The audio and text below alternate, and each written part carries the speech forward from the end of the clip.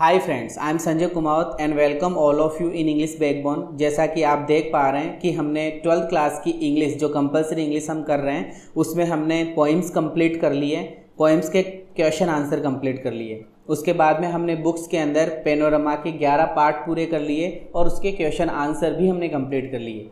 और हमने अभी रेनबो के जो 11 पार्ट थे, रेनबो के हमने 11 पार्ट कर लिए और हम अब रेनबो जो 11 पार्ट हमने करे हैं उनके क्वेश्चन आंसर की सीरीज चला रखी है।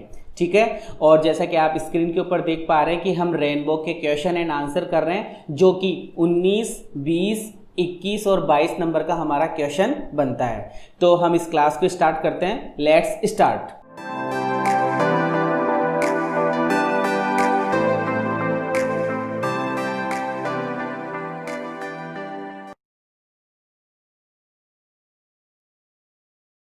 How did the two parrots, कि कैसे दो तोते बिहेव व्यवहार करते थे डिफरेंटली। डिफरेंटली मतलब अलग अलग कैसे व्यवहार करते थे। यहाँ पर फिर से देखिए आप, डिड है और हम वर्ब की सेकंड फॉर्म से इसका आंसर बनाएंगे कि कैसे दो तोतों ने अलग अलग व्यवहार किया था। आप जानते हैं दो तोते इस कहानी में आते हैं। ये प्योरिटी इज पावर वाला हमारा लेसन है।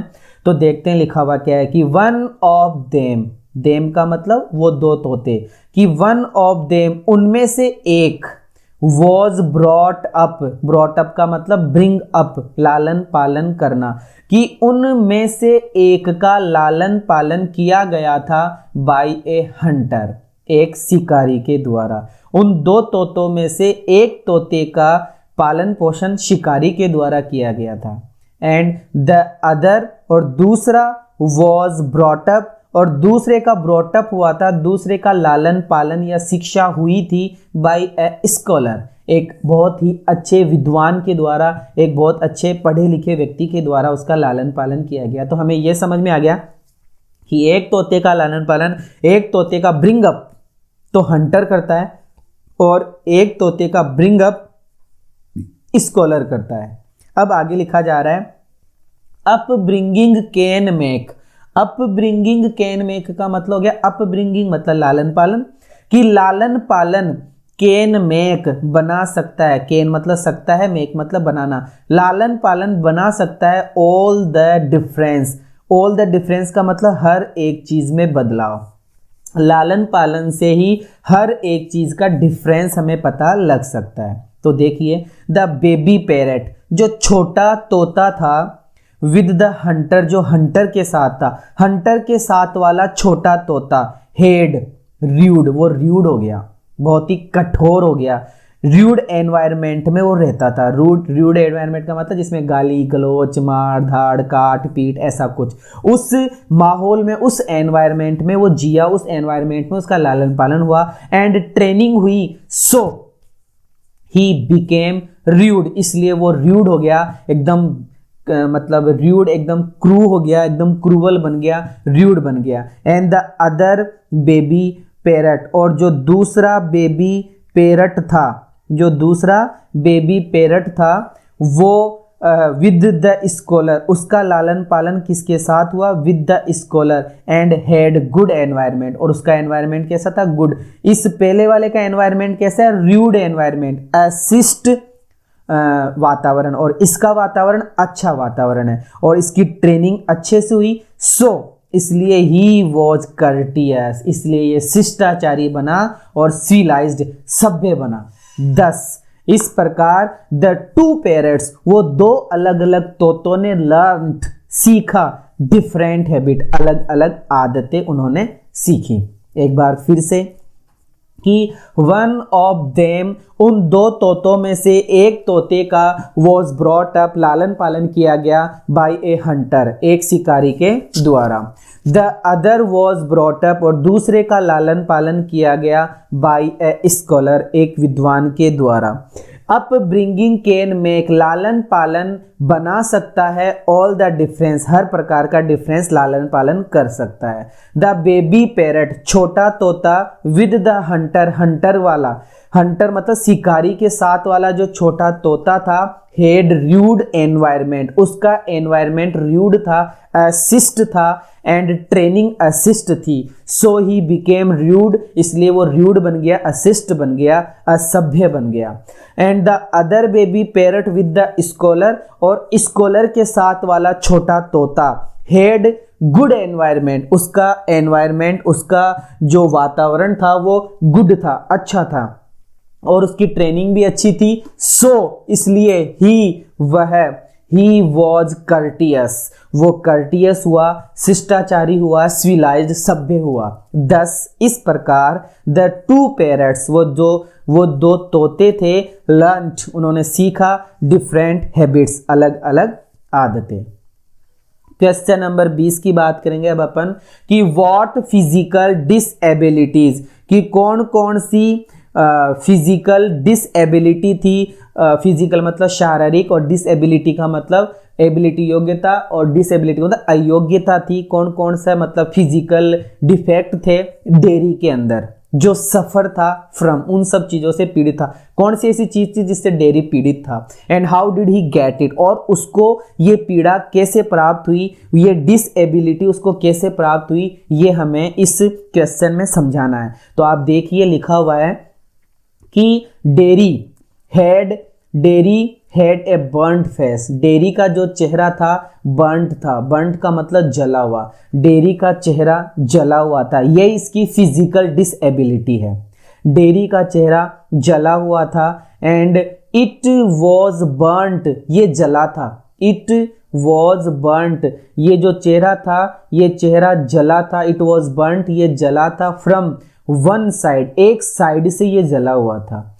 इट गॉट बर्न्ट, ये जल गया था, बाई एसिड, इसके ऊपर एसिड तेजाब गिर गया था, इसकी वजह से उसका एक तरफ का चेहरा जला हुआ था।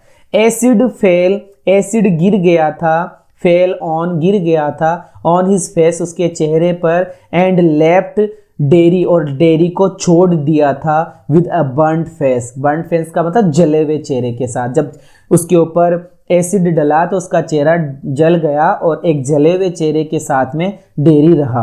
दिस फिजिकल डिसएबिलिटी, यह फिजिकल डिसएबिलिटी, यह शारीरिक अक्षमता, लेफ्ट छोड़ देती है डेयरी को, फीलिंग्स सोचने के लिए, महसूस करने के लिए, आइसोलेटेड अकेला बना देती है, एकाकीपन ला देती है, एंड अवॉइड करने लग जाता है डेयरी, अनदेखा करने लग जाता है ह्यूमन की कंपनी को, मानव की कंपनी को, मानव के संगी साथी को वो अवॉइड करने लग जाता है। एक बार फिर से कि dairy had a burned face, dairy का चेहरा जला हुआ था। It was burned from one side, ये एक साइड से जला हुआ था।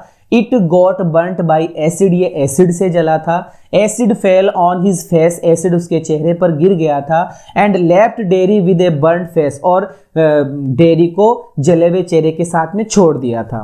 दिस फिजिकल डिसएबिलिटी, ये जो शारीरिक अक्षमता है, लेफ्ट डेयरी, डेयरी को छोड़ देती है, फीलिंग आइसोलेटेड, आइसोलेटेड महसूस करने के लिए, अकेला महसूस करने के लिए, एंड अवॉइड करने लग जाता है ह्यूमन की कंपनी को, मानव की साथी गण को।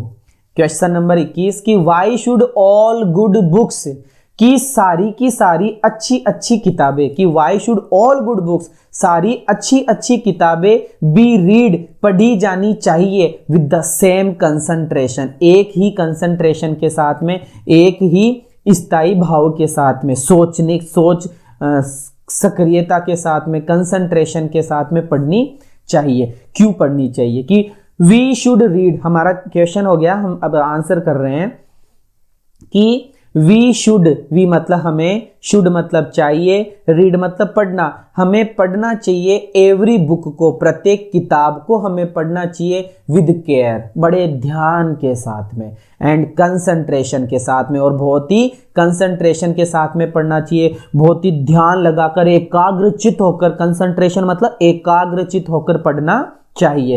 पहली लाइन क्लियर हो गई है कि we should read every book, हमें हर एक किताब को बड़े ध्यान से और बड़े कंसंट्रेशन के साथ में पढ़ना चाहिए, ध्यान एकाग्रचित करके पढ़ना चाहिए। वी शुड नॉट रीड, हमें नहीं पढ़ना चाहिए, मियरली, केवल, फॉर एम्यूजमेंट, हमें केवल एम्यूजमेंट के रूप में नहीं पढ़ना चाहिए। बुक्स जो किताबें होती है ऑफ फिक्शन, जो फिक्शन की किताबें होती है, उपन्यास की किताबें हैं, रोमांस की किताबें हैं और पोइट्री की जो किताबें हैं, हैव रखती है द सेम वैल्यू। जो साइंस की बुक जितना वैल्यू रखती है उतनी फिक्शन, रोमांस और पोइट्री की किताबें भी उतना ही वैल्यू रखती है, एज साइंस बुक्स है, जैसे साइंस की किताबें रखती है।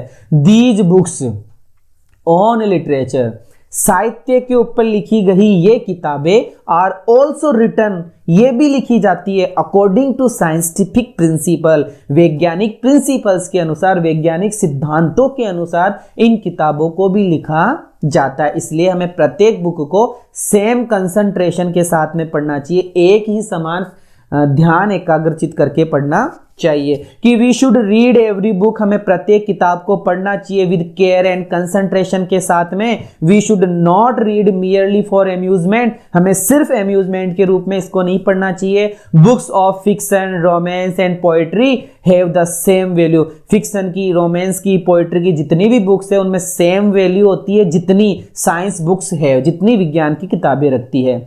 These books on literature, literature के ऊपर लिखी गई ये किताबें आर ऑल्सो रिटन, लिखी जाती है अकॉर्डिंग टू साइंटिफिक प्रिंसिपल, वैज्ञानिक सिद्धांतों के अनुसार।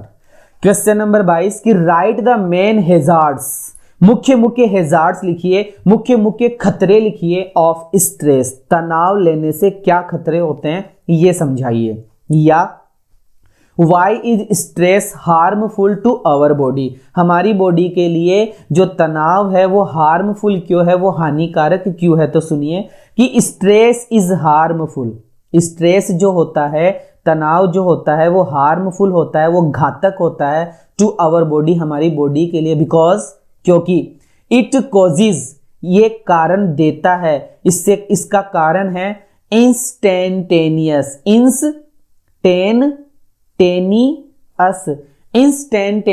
इंस्टेंटेनियस का मतलब होता है इमीडिएटली, तुरंत, तत्काल। सर्ज इन हार्ट रेट, भैया जैसे ही आप तनाव करोगे, तनाव से किसका कारण होगा, instantaneous surge in heart rate, आपके हृदय की, हार्ट की जो रेट होती है, सर्ज इन हार्ट रेट, जो हृदय की धड़कन होती है वो तत्काल बढ़ जाती है। कार्डिक आउटपुट, कार्डिक का मतलब होता है दिल से, आउटपुट का मतलब होता है धड़कन, दिल की धड़कन बढ़ जाती है, मतलब दिल जो धक धक करता है वो गति उसमें बढ़ जाती है। ब्लड प्रेशर हाई हो जाता है, ब्लड प्रेशर की बीमारी हो जाती है। स्वेटिंग, पसीना, पसीना आने लगता है। शैलो ब्रीथिंग, श्वास हाँपने लग जाता है, व्यक्ति हाँपने लग जाता है, तेज तेज श्वास लेता है लेकिन हाँपने लग जाता है, कम श्वास उसको आने लग जाती है, शैलो मतलब कम। And slowing down of metabolism, और आपका मेटाबॉलिज्म, आपकी जो पेट की क्रिया है, मेटाबॉलिज्म है, जो उपाच्य उपाच्य की क्रिया है वो स्लो डाउन हो जाती है, धीरे धीरे कम हो जाती है। एंड कॉम्बाइन, कॉम्बाइन का मतलब संयुक्त, विद ए टेंसिंग, टेंसिंग का मतलब खिंचाव होने लग जाता है। मसल्स, मसल्स इकट्ठा हो जाती है एक जगह, मसल्स मतलब बॉडी में पेन होने लग जाता है, मांस में दर्द होने लग जाता है, मांस के अंदर दर्द होने लग जाता है। और इनडाइजेशन की बीमारी हो जाती है, डाइजेस्ट नहीं होती है चीज़। लो ब्लड प्रेशर, और आपको ब्लड प्रेशर भी क्या हो जाता है, लो हो जाता है। ये इतने सारे नुकसान हैं टेंशन लेने के, हैजार्ड से खतरे हैं कि stress is harmful to our body, stress हमारी बॉडी के लिए खतरनाक है। Because it causes instantaneous surge in heart rate, ये हृदय की धड़कन बढ़ा देती है, कार्डियक आउटपुट होने लग जाता है, ब्लड प्रेशर बढ़ जाता है, कम हो जाता है, स्वेटिंग आने लगती है, शैलो ब्रीथिंग होने लगती है, स्लोइंग डाउन मेटाबॉलिज्म, उपाच्य उपाच्य की क्रिया स्लो हो जाती है, पेट में पाचन क्रिया नहीं इस ढंग से होती है, और हमारे मसल्स में दर्द होने लग जाता है, और क्या नाम, इंडाइजेशन होने लग जाता है, ब्लड प्रेशर बढ़ जाता है या कम हो जाता है। ऐसी कई बीमारियां हमें देखने को मिलती हैं। आज के लिए हम इतना ही पढ़ेंगे, और ये क्लास आपको इम्पोर्टेंट लगती है तो प्लीज़ इसके चैनल को सब्सक्राइब कीजिए और इसके आगे से आगे बढ़ाइए, जितना बढ़ाओगे उतना मुझे मोटिवेशन मिलेगी।